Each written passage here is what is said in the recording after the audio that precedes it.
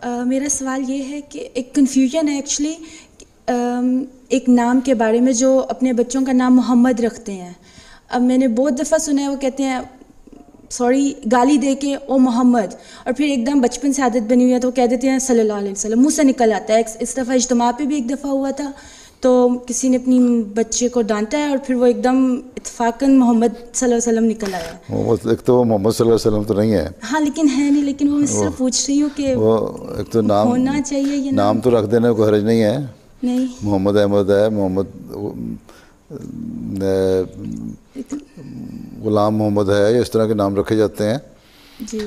लेकिन आगे गाली देना जो है ये मैंने इज्तिमा पे सुना तो था। गाली देने वाली औरत को तो वैसे ही पकड़ के फेंटी लगा दें। हैं हैं जी सदर लजना हो क्या है? और सल्लल्लाहु अलैहि वसल्लम तो वो मोहम्मद तो नाम है जी, लेकिन वो सल्लल्लाहु अलैहि वसल्लम बहरहाल नहीं है।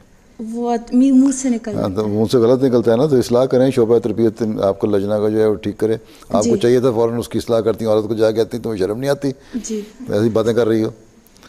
वक्फे ना होगा, ये भी काम है। बेशक कोई आपको जितना मर्जी बुला भला के अगर हक के लिए आपको मार भी खानी पड़े तो खा लिया करें, ठीक है। जी ठीक है। हाँ। जज़ाकमुल्लाह।